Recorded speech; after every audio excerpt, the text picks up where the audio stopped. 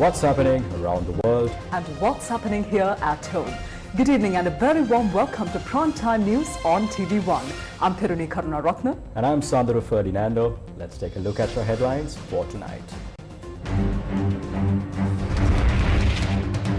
SJB protests in Parliament, blocking parliamentary proceedings for over an hour. පරණ පොහොට්ටුවේ කාලකන්ණි සංස්කෘතිය මෙතන කළා. ඒකද ඔව්. ඒක තමයි කළේ ඔයගොල්ලෝ. මේ විශ්වාස භංගයේ ප්‍රශ්නාහිර පළාතේ මන්ත්‍රීගේ පරද්දන්න පුළුවන්. Former President Mahinda Rajapaksa leaves official residence and is welcomed to Tangol by supporters.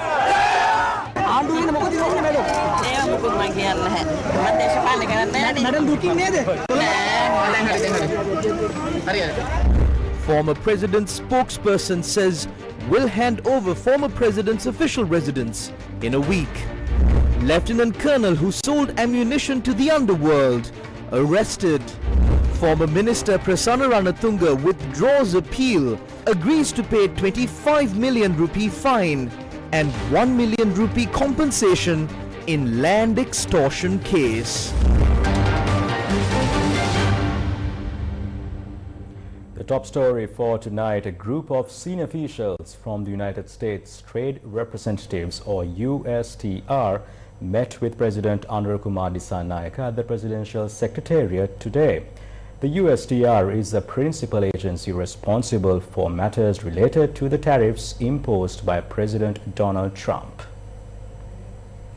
The US Trade Representative or USTR officials commended the Sri Lankan delegation appointed to discuss the tariffs imposed by the US on goods imported from Sri Lanka and praised the economic progress that Sri Lanka has achieved as a nation. According to the Presidential Media Division, the discussion also focused on the support the USTR has provided for Sri Lanka's economic activities and future trade agreements between the US and Sri Lanka. The President drew the USTR team's attention to the fact that Sri Lanka is a country with a small, recovering economy and that even a small external impact could have a significant effect on it. President Dissanayake emphasized that discussions on trade agreements should continue while taking all these factors into consideration. He also noted that it is important to focus on strengthening the long-term relationship between the two countries when making all decisions. The US delegation who attended the discussion included USTR Director for South Asia,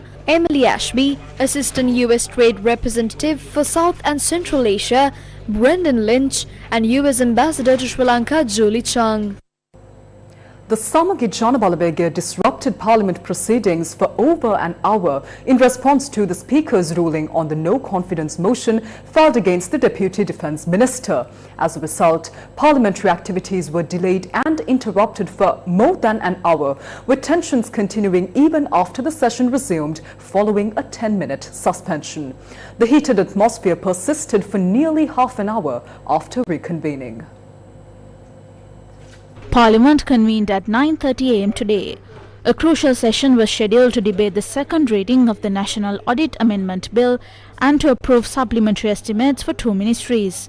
Just 4 minutes into the session, Chief Opposition Whip Gantha Karunatilaka questioned the grounds for rejecting the no-confidence motion against Deputy Defence Minister, retired Major General Aruna Jayasekara.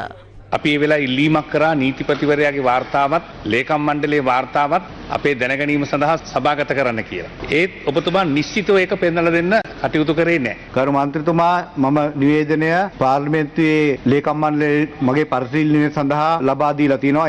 ඒ කාරණා දෙකම පරිශීලනය කරලා තමයි මම මගේ සංක්ෂිප්ත වාර්තාව ලබා දුන්නේ. ඔව්. ඔබතුමාලා පැහැදිලිවම ඔව්. ගරු විපක්ෂ නායකතුමා මම ඔබතුමාගේ අවධානය යොමු කරන්න කැමතියි 46 1 ඒ වගේම 47 3 ඒ කියන්නේ පත් කිරීමේ ඉවත් කිරීමේ ඵලය ගැන කතා කරනකොට නියෝජ්‍ය අමාත්‍ය මට විනාඩියක් දෙන්න මේ පාස්කු ප්‍රහාරය පිළිබඳව නිසි තොරතුරු ඇත්ත වශයෙන්ම මහමොලකරුවා කවුද? මහමොලකරුවන් කවුද? ඒවා පිළිබඳව හොයා බැලීමට සුදු දෙන විවාදයක් ගැන තමයි අද අපි කතා කරන්නේ.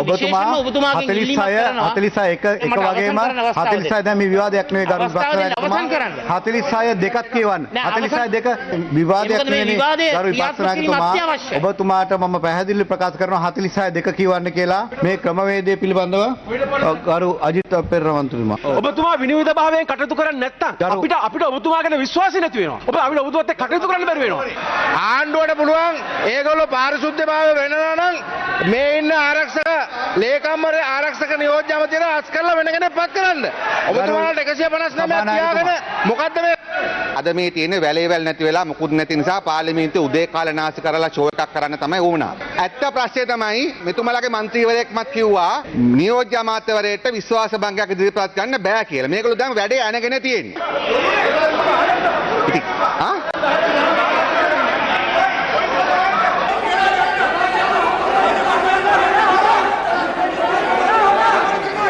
අයිසේ මේ අහගන්න ගරු කතානායකතුමනි ඔබතුමා අහගන්න බෑ ඔබට වෙන විකල්ප තියෙනවා ගරු කතානායකතුමනි වෙන විකල්ප තියෙනවා වෙන එක තමයි කතානායකතුමාගේ ආසනය අසලට පැමිණ පාර්ලිමේන්තුව විනාඩි 10ක් සඳහා පිටවනවා මෙහෙම සිටි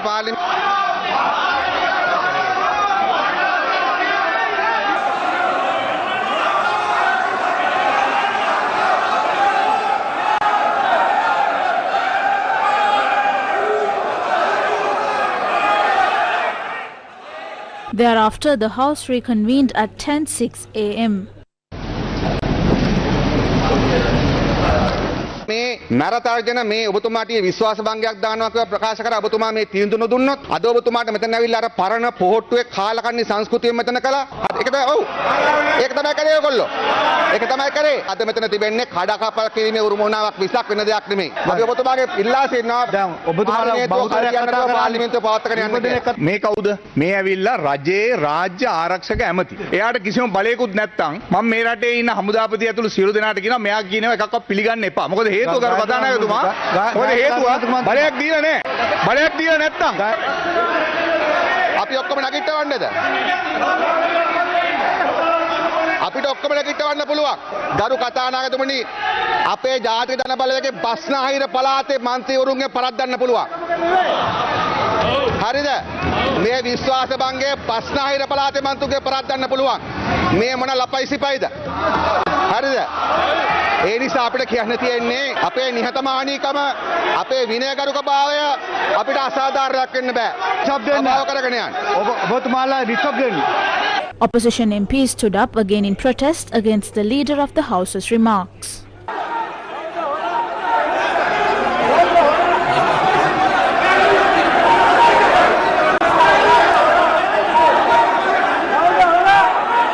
මේ මොකද්ද මේ ත්‍ස්තවාදයනේ? මේ ත්‍ස්තවාදය. මේ ත්‍ස්තවාදය. ආසන වලට යන්න. ආසන වලට යන්න. ආසන වලට යන්න. පළවෙනිම ආසන වලට යන්න. ආසන වලට යන්න. ආසන වලට. ගරු සභානායකතුමා මේ ලපයි සිපයි කතාවක් කතා කරනවා මේ අල්ලගෙන ඔබතුමා මේක ඉල්ලාස් කරගන්න. ඔබතුමාලා ආසන වලට යන්න. ඔබතුමාලා ආසන වලට යන්න. මේක පාර්ලිමේන්තු ක්‍රමය නෙමෙයි. මේක ත්‍ස්තවාදය. කරුණාකරලා මේ තක්කඩි දේශපාලන ඉඩ දෙන්නේ නැතුව ඔබතුමා සභාව කරගෙන යන්න. ආණ්ඩුවේ කටයුතු ප්‍රමුඛයි. ආණ්ඩුවේ කටයුතු ප්‍රමුඛයි. ගරු අනත සම්මත කරන්න අවශ්‍යයි. විරුද්ධ පක්ෂයේ മന്ത്രിවරුන්ට ලපයි සිපයි කියලා ආමන්ත්‍රණය කරා. කරුණාකරලා ඒක හැන්සාඩ් එකෙන් ඉවත් කරලා ඉල්ලාස් කරගන්න කියන්න. ඒ සම්බන්ධයෙන් මම ක්‍රියාමාර්ග ගන්නම්. කතානායකතුමනි එහෙනම් ඔබතුමා අපට විරුද්ධව අපේ මන්ත්‍රීන් විරුද්ධව මෙතන මේ සභාව මැදට ඇවිල්ලා සියලුම දේ ගැන ඔබතුමා පරීක්ෂණ කරන්න ඕනේ නා. ගරු මන්ත්‍රීතුමාලා මේ මන්ත්‍රීවරු කොතරම් අපිට අපහාස කරනවද? ගරු කතානායකතුමනි ඒ නිසා අපි මේ තක්කඩි දේශපාලනේ මේ තියෙන්නේ. ගරු නලින් බණ්ඩාරගේ භංගයක් දී ගන්න දන්නේ නැතිකම. ඔබතුමා ප්‍රශ්න. ගරු කතානායකතුමනි ලපයා කවුද සිපයි කවුද කියලා පොඩ්ඩක් පැහැදිලි කරන්න. මට පේන්නේ ජනාධිපතිතුමාට තමයි ලපයා කිව්වේ සිපයි කිව්වේ අපිට. අපිට ලපයි සිපයි කියනවා ජනාධිපතිතුමාට අපහාස කරනවා. ඒක අයින් කරගන්න කියන්නේ ඉස්සලා. මේක විශාල ප්‍රශ්නයක්. It's a big question. It's a big question. ගරු මන්ත්‍රීතුමා මේක It's a big question. ඔබතුමාට තේරෙන්නේ නැද්ද මේ කඩකප්පල්කාරී උමනාවක් තියෙන්නේ කියලා? වචන අර බල්ලාගෙන මේ පාර්ලිමේන්තුව හැල්ලුවට ලක් කරගැනීමෙන් වලකින ලෙස මම කරුණාවෙන් ඉල්ලා සිටිනවා. ඔය ඉල්ලා දැන් මේ මම කියවා සංසාර ටික අයින් කරනවා කියලා කිව්වා මොකද්ද? ගරු කතානායකතුමනි සභානායකතුමා අසභ්‍ය ලෙස මේ සභාවේ කතා කරා අපහාස කරා ඉල්ලාස් කරගත යුතුයි මෙතුමා ඔබතුමාට කොතරම් අපහාස කළා තියෙනවද ඔබතුමාට මෙතන පහත බහලා මේ ස්ථාවර නියෝගවල තියෙනවා. එතකොට එයා ඒක ඉල්ලාස් කරගන්න කියන්නේ. ගරු කතානායකතුමනි ඉල්ලාස් කරගන්න කියන්නේ. එයා අසභ්‍ය වචනයක් පාවිච්චි කරේ. ඔක්කොම ඇති මේගොල්ලන්ට ඔබතුමාට ඔබ ඔය තනතුරට කතානායකතුමාට මෙතන කොයිතරම් කැත විදිහට කතා කරන අජිත් ප්‍රේරා අර්ජුනා මේ ඔක්කොමලා ඔබතුමාව ඉල්ලාස් කරගත්තද? As the situation calmed and the session was about to resume, opposition MPs walked out amid continued uproar. අර කතාන මම දැනගන්න කැමතියි දැන් මෙතන වහ විශාල කාලගෝටියක් කරලා මේ සෙන්කෝලෙත් උස්සගෙන යන දුවලා මේ පාර්ලිමේන්තුවේ කැතම කැත සම්ප්‍රදායකුත් ගෙනල්ලා දැන් ඒ කට්ටියකෝ ඔබතුමා හැම වෙලාවෙම දැන් මේ කාඩකප්පල කරන බව දැන ඒකට අවස්ථාව දෙන්න එපා. ඔබතුමාට එහෙම බලයක් නැහැ. සදාචාරමය බලයක් නැහැ. ඔබතුමාට වෙන ඕන තරම් බලතල දෙන්න පුළුවන්. මේ විපක්ෂයේ නියෝජනය කරන සමගි ජන බලයේ മന്ത്രിවරුන්ගේ එකතුව ගත්තත් මං හිතන්නේ අපිට පුළුවන් අපේ බස්නාහිර පළාතේ മന്ത്രിවරුන් ටික විතරක් ගෙන්නලා මේගොල්ලෝව පරාජය කරා. එහෙම ඒ තත්වයට මේ රටේ ජනතාව මේ විපක්ෂය පත් කරේ මේ රටේ ජනතාව මේ සංස්කෘතික වෙනස ඉල්ලපු නිසා. පාර්ලිමේන්තුව තුල ඒ වෙනස ඉල්ලපු නිසා අපිට විවාද කරන්න පුළුවන් අභියෝග කරන්න පුළුවන්. නමුත් යම් කිසි තියනවා සදාචාරයක්. සිද්ධිය වෙනකොට 10යි 50යි. මේක තමයි විපක්ෂයේ වැඩේ. එල්ලෙන්න වැල් නැතුව හැමදාම YouTube වලට නිවුස් එකක් හදනවා. YouTube වලට නිවුස් දාගන්න ඒගොල්ලන්ගේ වැඩ. උදේ TV ෂෝ එක. උදේ සමාජ මාධ්‍ය වලට කරන ෂෝ එක. අර පාර්ලිමේන්තුව බලන්න ආපු දරුවෝ ටික පන්නගෙන ගියේ එළියට. ඒ දරුවන්ට මේවා පේන්න බැරි නිසා. Sri Lanka is emerging as one of the fastest recovering economies globally, according to the latest report released by the World Bank. The report highlights that Sri Lanka has made notable progress in stabilizing its economy following a period of severe financial crisis. Sri Lanka has carried out one of the most significant fiscal adjustments in its history, equivalent to nearly 8% of its GDP over a span of just 3 years, according to the latest report released by the World Bank. The report highlights that when compared to over 330 similar fiscal reform efforts across 123 countries since 1980, Sri Lanka's adjustment stands out as both rapid and intense, meeting international benchmarks for effective economic stabilization. This assessment is part of the World Bank's periodic macroeconomic diagnostics conducted every 5 years across member countries. The findings suggest that Sri Lanka is now well positioned to strengthen public financial management and ensure more efficient use of national resources for the benefit of all citizens. The latest World Bank report highlights Sri Lanka's rapid economic recovery compared to other nations that have faced similar crises. Despite this recovery, the real test lies in how institutions function, particularly Parliament, which under Sri Lanka's constitution holds supreme authority over public finance. It is the institution through which the people's sovereign power is exercised in managing national resources. On the day when Parliament was expected to approve critical supplementary estimates, allocations that directly impact ministries and the economy, proceedings were disrupted for over an hour due to political tensions. This disruption occurred precisely when the nation required decisive action. Parliament was unable to function effectively. Can the entire population be directly represented in Parliament? No. That is why the people elect representatives to serve in Parliament on their behalf, a temporary responsibility entrusted by the people to their elected officials. What happens when someone breaks this contract? They abandon their duty, and while some may forget the past, the people do not. Remember the chaos during the Speaker's election? Several MPs were injured and hospitalized. The moment remains vivid in the public memory.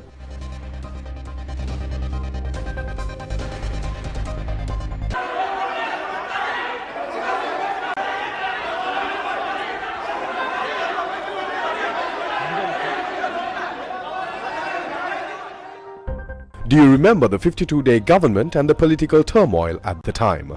Chili powder was used, the Speaker's chair was occupied, and parliamentary equipment was vandalized, all of which the public remembers. There was instances where the sacred parliamentary mace was taken away. What was the result of such behavior inside Parliament? The country went bankrupt. Who pays the price for that bankruptcy today? The people, still bearing the burden of its consequences. Even as the country struggles to recover, the people suffer. they continue to endure hardship, carrying the weight of every misstep and delay. What did the Supreme Court say about those decisions? It declared that the destruction caused by poor governance was real and significant. Peaceful assembly, respectful debate and responsible decision-making defines a modern democracy. Is it acceptable to paralyze Parliament for hours, ignoring the social contract and replacing dialogue with disruption? Former President Mahinda Rajapaksa arrived at his Carlton House residence in Tangol this afternoon, coming from his official residence on Vijayarama Mawatha in Colombo. A group of Pohotu supporters gathered in the Tangol town to welcome Mahinda Rajapaksa.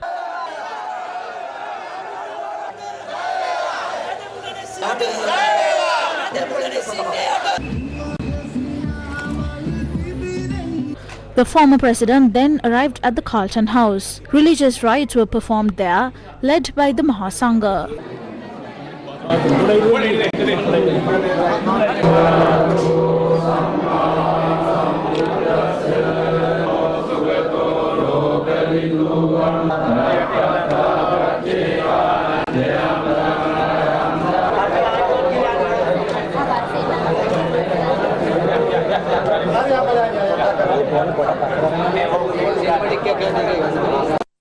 Former President Mahinda Rajapaksa's son Rohit Rajapaksa left the residence at Vijayarama Mawatha, Colombo earlier this morning.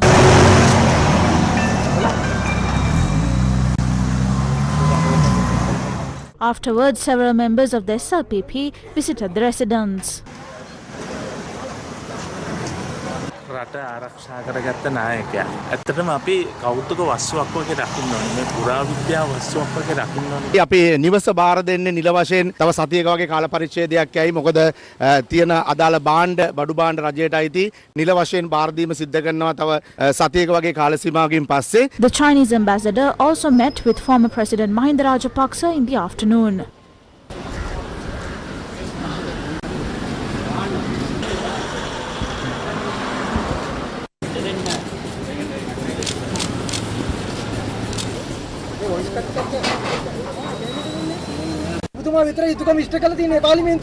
යුතුයකම නෙවෙයි අපි කතා කරන්න ඕනේ දේ අපි විරුද්ධ පක්ෂ ඉන්නවනම් විරුද්ධ කතා කරන්න ඕනේ මම කතා කරා මම ඒගොල්ලන්ට පැහැදිලි කරා ඉතින් ඒක තමයි අපි කිව්වේ එච්චරයි විපක්ෂ නායකවරයෙක් විපක්ෂ නායකතුමාගේ එක විපක්ෂ නායකතුමාගෙන් අහගන්න කේන්ති ගිහිල්ලා වගේ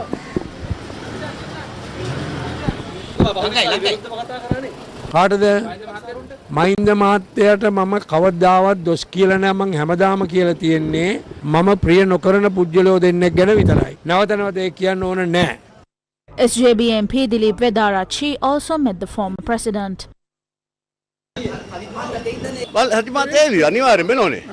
Former President Mahinda Rajapaksa left the official residence this evening.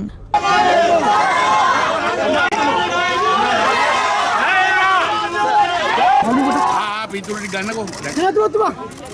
මොකද මාධ්‍යර මොකද කියන්න තියෙන්නේ? මම කියන්න දෙන්නේ අපි යන්න කිව්වා අපි යනවා. ඉදිරි දේශපාලන වැඩ කටයුතු කොහමද? ඒව කරනවා. දේශපාලන අතර ඉන්නේ. මේ මහරජතුමාට හරි සාධාරණයි. නම්බරයිද? මේක සාධාරණයිද? ජාතිය කොන්නකෝ මේ නායකයාට.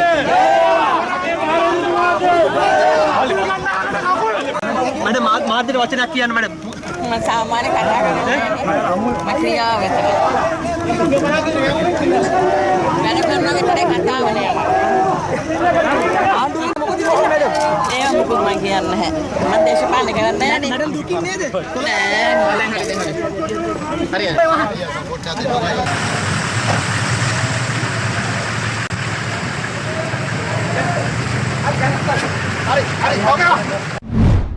The bill to remove the privileges of former presidents and their widows were passed in Parliament yesterday. Today, Minister Sunil Handunethi commented on this in Parliament. I saw when Mahinda Rajapaksa was leaving his house, people were going to see him as if going on pilgrimage. I saw in the media, Mahinda Rajapaksa was saying, they told us to leave, now we have nowhere to go, my wife and I are leaving. He should be ashamed. This parliament removed him. He should have left before he was removed by this parliament. They should be ashamed of having plundered and destroyed public wealth. Their pension has not been taken away. Their security has not been taken away. But now, after staying here illegally and after being indebted to the government and the country and after plundering the tax money of the people of this country, when they had to leave, they are now saying these things to gain the sympathy of the people. They were saying, they told us to leave, we have nowhere to go. So they are saying that they will go to Madamulana or somewhere. The truth is not that. The Sri Lankan parliament proved that they were staying there illegally. They should bow their heads to that. That is why they had to leave. News First with the people. The Supreme Court today granted permission to proceed with a fundamental rights petition filed by Attorney-at-Law Vijitha Kumara against Member of Parliament Nama Rajapaksa. The petition alleges that Nama Rajapaksa's failure to settle an electricity bill exceeding Rs 2 million incurred during his wedding celebrations constitutes a violation of the public's fundamental rights. The petitioner claims that the Ceylon Electricity Board was not paid in a timely manner. The fundamental rights petition filed against MP Nama Rajapaksa was taken up today before a Supreme Court bench comprising Chief Justice P. Padman Surasena and Justice Achala Vengapulli. The petition names the Ceylon Electricity Board and several other parties as respondents. Appearing on behalf of the respondents, legal counsel informed the court that the electricity bill in question has now been fully settled. However, Attorney-at-Law Tisha Veraguda, representing the petitioner, stated that while the payment has been made, the petition seeks a judicial declaration regarding the violation of fundamental rights of the public. Former Minister Prasanna Ranatunga today withdrew the appeal he had filed, seeking a court order to be acquitted from the suspended prison sentence and fines previously imposed on him. The withdrawal was made through his legal counsel during a hearing before a 5-judge bench of the Court of Appeal comprising Mayadunne Korea, Kumaran Ratnam, Sashi Mahendran, Damit Puttavatta and Amal Ranaraja. President's counsel Faiz Mustafa, appearing on behalf of former Minister Prasanna Ranatunga, informed the Court of Appeal today that his client intends to withdraw the appeal seeking acquittal from the suspended prison sentence and fines previously imposed. The counsel further notified the court that his client is committed to settling the financial penalties. Specifically, Ranatunga has agreed to pay the 25 million rupees fine in installments by the 22nd of June 2027 and to settle the 1 million rupee compensation within 1 month, as stipulated in the original sentencing order. Deputy Solicitor General M. Nawawi, representing the Attorney General, stated that there was no objection to the withdrawal of the appeal. After considering the submissions, the 5-judge bench granted permission for the appeal to be withdrawn and issued an order directing Prasanna Ranatunga to proceed with the payments as agreed. The charges against Ranatunga relate to an incident during his tenure as Chief Minister of the Western Province, where he was accused of threatening a businessman to obtain money in exchange for facilitating the development of a plot of land in Mithuramulla. A truck suspected of transporting chemical substances used in the production of methamphetamine has been taken into custody by police. The seizure was made during a special operation conducted by the Colombo North Crimes Division.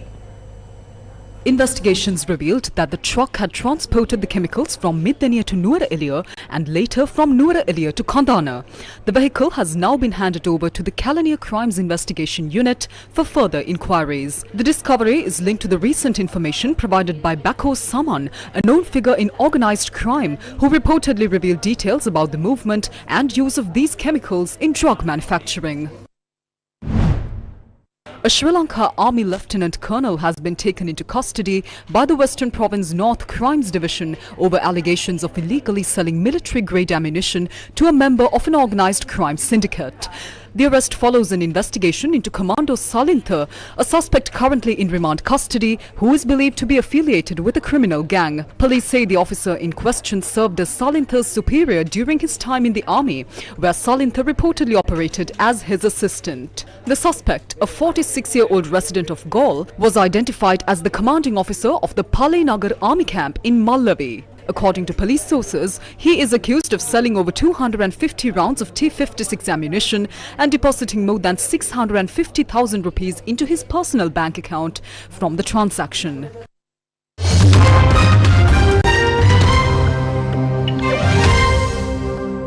Nepal remained under nationwide restrictive orders and curfew after deadly Gen Z protests rocked the small Himalayan nation earlier this week.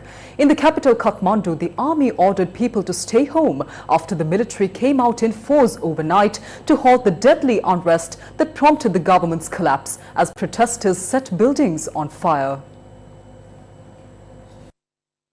Nepal's army was set to resume talks with Gen Z protesters to pick an interim leader for the Himalayan nation, after angry demonstrations that killed 30 and forced the Prime Minister to resign. Soldiers were patrolling the quiet streets of Kathmandu following the capital's worst protests in decades, triggered by a social media ban that authorities rolled back after 19 deaths, as police fired tear gas and rubber bullets to control crowds. Former Chief Justice Sushila Karki, who was Nepal's first woman appointed to the job in 2016, is the front-runner to be the interim leader, with her name suggested by many of those leading the protest. Karki has given her consent, but efforts are being made to find a constitutional route to appoint her. Shops, schools and colleges stayed shut in Kathmandu and surrounding areas, but some essential services had resumed. Prohibitory orders will stay in Kathmandu and surrounding areas for most of the day, the army said in a statement, while an airport spokesman said international flights were operating.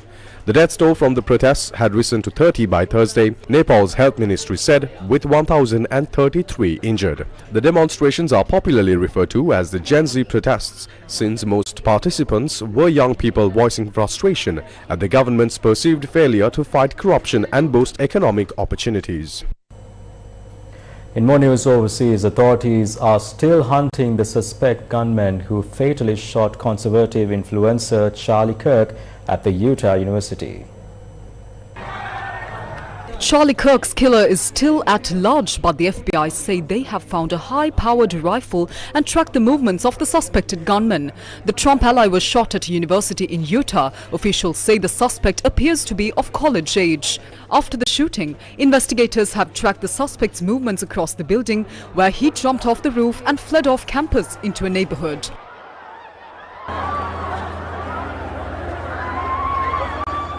President Trump has announced that he will be awarding Charlie Kirk posthumously with the Presidential Medal of Freedom. The date of the ceremony is yet to be announced.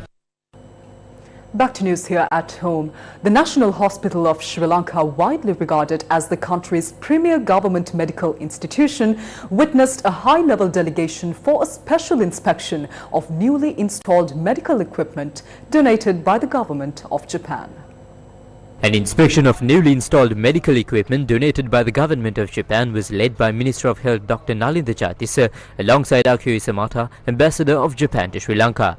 The visit focused on the hospital's diagnostic imaging center, emergency treatment unit and accident and emergency department, all of which have been recently upgraded with cutting-edge technology. The donation, valued at 1 billion Japanese yen, includes a magnetic resonance imaging machine, CT scanner, cath lab unit and a wide array of surgical and diagnostic equipment. These contributions aim to elevate the quality and efficiency of emergency and outpatient care services provided to the Sri Lankan public. Speaking at the event, Minister Jayatissa expressed deep gratitude to the government and people of Japan, emphasizing the importance of international collaboration in advancing Sri Lanka's healthcare system. He noted that the current administration is committed to developing the national hospital and is actively seeking foreign partnership to support this mission.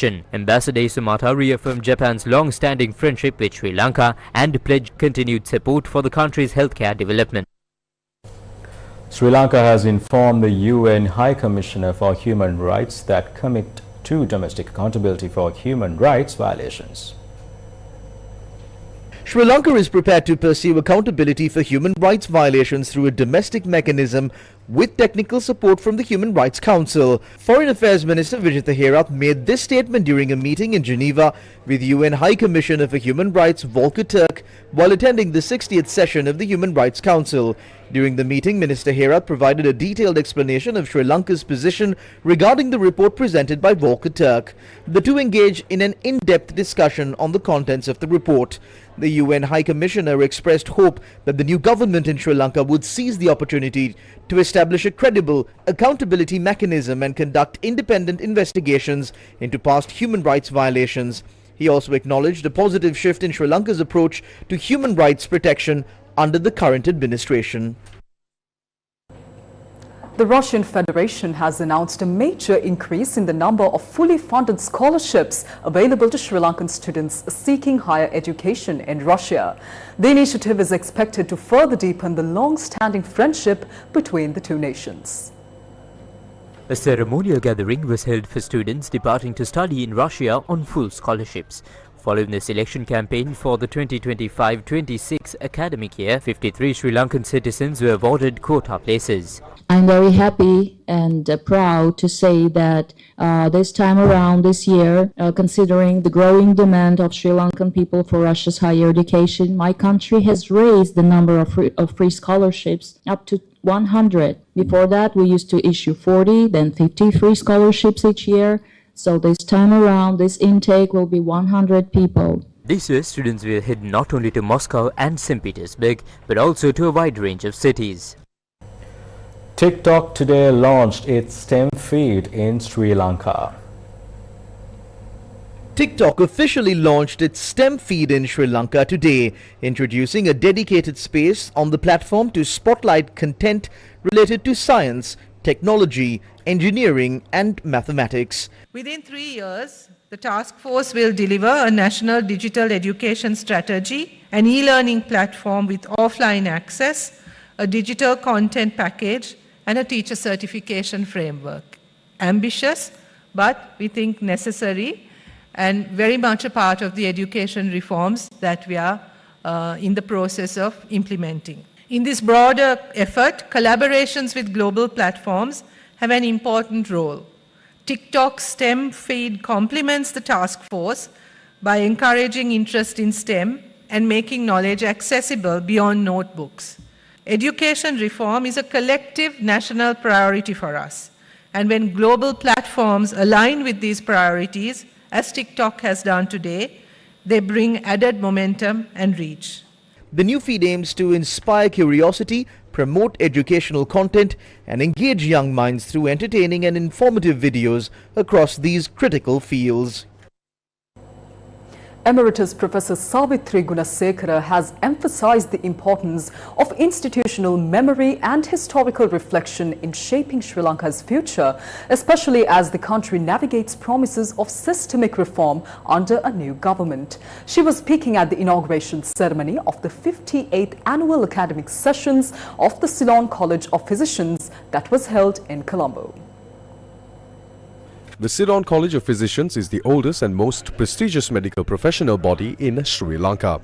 The inauguration featured the prestigious Sirasa College of Physicians oration alongside two landmark events, the launch of the Continuing Professional Development Portal for Physicians and the release of the white paper on Artificial Intelligence in Medicine compiled by the CCP Task Force on AI.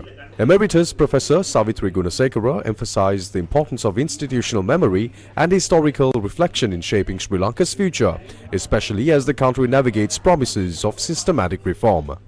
We live in times where sometimes institutional memory and the past is not considered relevant because so much is happening in these exciting new times of technology. But to assess the future, one, I think, needs to reflect on both the past and the present. We must remind ourselves that issues of policy formulation and allocation of national resources are not just a matter to be left exclusively to those we elect to political office. Politicians, legislators, and administrators who make the decision impact all our lives, both personal and professional. There has been a lot of concern in our country about the exodus of medical professionals from this country. And we need to reflect on the fact that some of that is concerned with a disenchantment with regard to governance and the systems that we have introduced for institutional change in this country and to respond to issues of concern for the people. There is a sense sometimes that the accountability in governance is not there, and that therefore the future is not as bright as people would want it to be.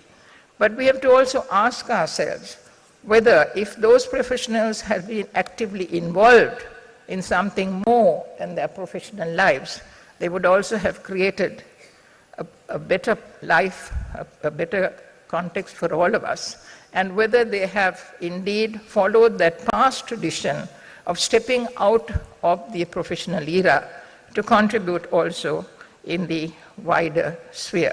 The academic sessions were also enriched by international collaborations with participation from the Royal College of Physicians London, Royal College of Physicians Edinburgh, Royal Australasian College of Physicians, the European Federation of Internal Medicine and the Pakistan Society of Internal Medicine. Justice L.T.B. Dehedaniya, chairman of the Human Rights Commission of Sri Lanka, emphasized the urgent need for a healthcare system that is not only administratively sound but morally accountable. He was speaking at Sri Lanka's Surgical Congress 2025, the 54th annual academic sessions of the College of Surgeons of Sri Lanka, which was officially inaugurated in Colombo. Sri Lanka Surgical Congress 2025 was held under the theme Empowering the Future Surgeon in the Service of Humanity. Accountable healthcare is not simply a system of administrative oversight. It's above all a moral compass. At its heart lies a simple but profound truth, which is patients have rights and doctors have duties. Patients have the right to informed consent to understand their condition, the choice available to them and the risk they may face. They have the right to privacy and dignity to be seen not as a case number but as a human being deserving of empathy. Most importantly, they have the right to trust, to believe that the surgeon standing over them is guided not only by the skill but also by integrity and compassion. SLSC 25 is being held as a joint meeting with the Royal College of Surgeons in Edinburgh and the South Asian Surgical Care Society, reinforcing the Congress's strong international partnerships. Secretary to the Prime Minister Pradeep Saputantri noted that the National Digital Strategy 2030 has been officially highlighted as a transformative roadmap for Sri Lanka's journey toward a digitally empowered and sustainable future. He was speaking at the inauguration ceremony of the International Conference on Engineering and Technology that took place in Colombo. The inauguration ceremony for the 4th SLIT International Conference on Engineering and Technology 2025 was held in Colombo.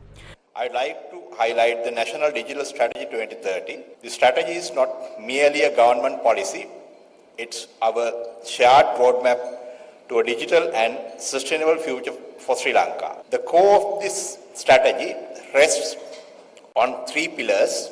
Pillar 1, enhance economic competitiveness, focusing on accelerating the digitization of key economic sectors. Second pillar, create high-paying jobs, a strategy designed to create inclusive opportunities by fostering a workforce with modern skills. Pillar 3, deliver trusted and inclusive public service. SLIT International Conference on Engineering and Technology, organized by the Faculty of Engineering at SLIT, brings together leading academics, industry pioneers and global experts to explore emerging innovations and future directions in engineering, technology and applied sciences. Professor M.G.T.S. Amarasekara of the Faculty of Agriculture at Rajarata University warns that climate change is compounding the hardships faced by manual labor, especially in the plantation sector, in other words. He was speaking at the International Conference of Gender and Climate Justice in Colombo. In tea industry, over 80% of the labor component in the tea sector are women. Not only that, if you take the tea pluckers, nearly 95% of this sector, plucking is done by females. We know that Sri Lankan tea are the world famous. We have a very good quality tea. Why this quality is there? That because of this manual plucking of our females, right?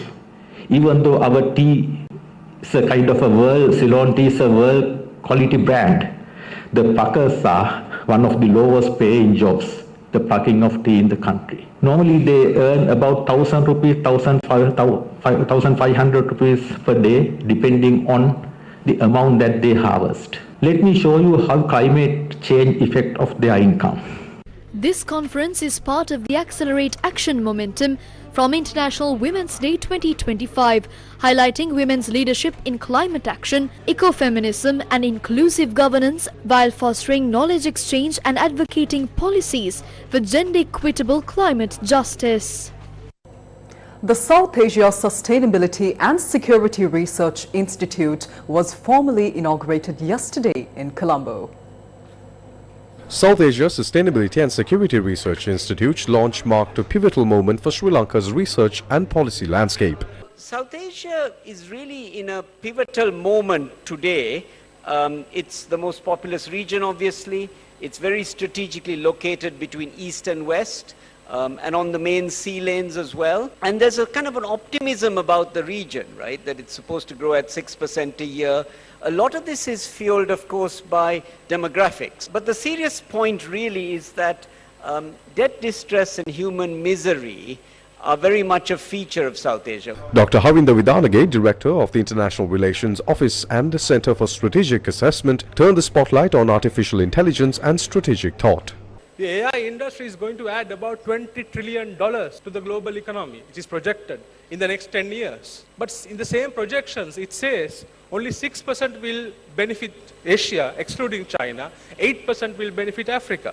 So still, that massive gap will remain. So I think the most important thing in establishing a think tank is developing this ability to have strategic thought and popularizing it. And engaging. So I think Sri Lanka, what Sasri can do and what other think tanks should do is creating this ecosystem of constant engagement and cohabitation. Sasri is envisioned as a premier platform for cutting-edge research, strategic dialogue and regional cooperation on issues that are both urgent and far-reaching.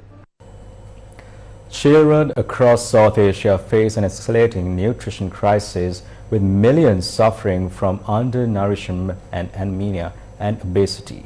UNICEF warns that unless urgent action is taken, the futures of millions of children will be at risk. In its latest report titled Feeding Profit, How Food Environments Are Failing Children, UNICEF warns that without urgent action, the futures of millions of children are at risk. The report reveals that the number of children aged 5 to 19 living with overweight has increased fivefold to 70 million in South Asia since the year 2000. Every country in the region is affected, with childhood obesity more than doubling during the same period, while undernutrition and anemia remains alarmingly high.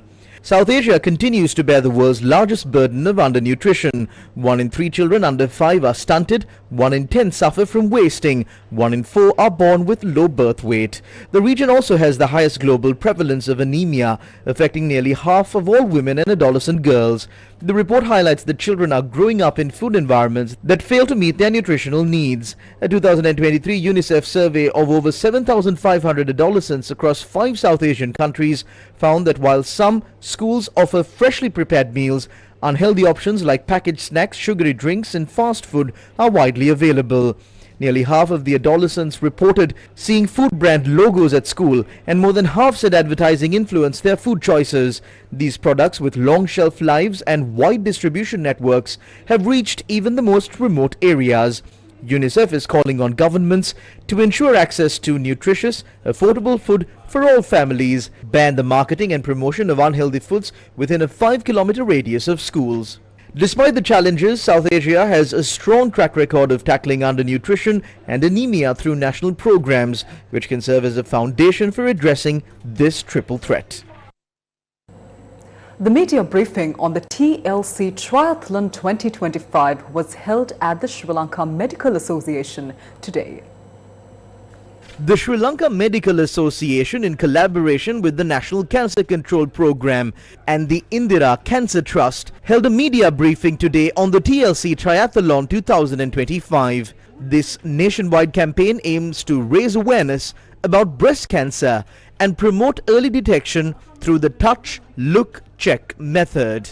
We are expecting around 1,000 participants. But these 1,000 are not the ones who need to know. It's they who are going to take the message to their communities, to their homes, to their schools, to their workplaces. So there will be an education program, and I want to really thank personally from my heart, because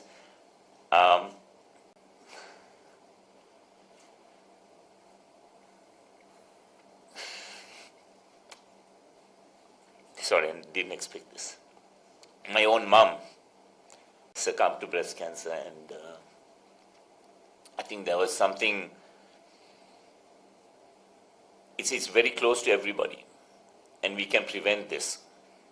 More than just a sporting event, the triathlon empowers participants with knowledge and tools to fight breast cancer, while emphasizing the importance of early detection and self-awareness.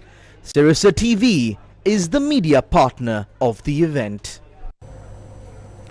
An extraordinary journey of hope and resilience came to an end in Colombo with the 12th annual Bikeathon. A bikeathon titled Ride to Save Lives, organized by the CCC Foundation, saw riders paddle 1,333 kilometers across the country to raise awareness. We have now finally come to the Independence Square to finish our bikeathon of 2025. We have covered 1,333 kilometers, covering 13 cities, and we have had sessions in every city. And we had riders who rode with us all the way, some covering 130, 140 kilometers a day. And we have come to the final conclusion at the Independence Square, and the riders are now just coming in. So this is needed because we aim to prevent suicide and mental illness in Sri Lanka to the best of our ability. This initiative is designed to spread a vital message to raise awareness about mental health.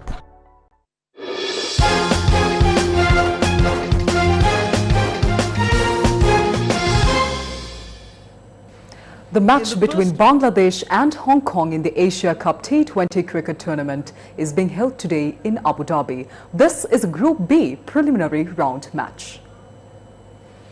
In the first match of the Asia Cup T20 cricket tournament, Hong Kong was defeated by Afghanistan. To remain in the tournament, winning today's match is extremely important for Hong Kong. This is the first match for Bangladesh in the tournament. Bangladesh and Hong Kong have only played against each other in one T20 match so far. Hong Kong won that match that was played as part of the 2014 World Cup. Today's match begins at 8 p.m. local time. All matches will be broadcast live on TV1 of the Sirasa Media Network, the official local broadcaster of the Asia Cup, and on www.sirasatv.lk. And with that, we wrap up news for tonight. Thank you for joining us. Good night. Good night.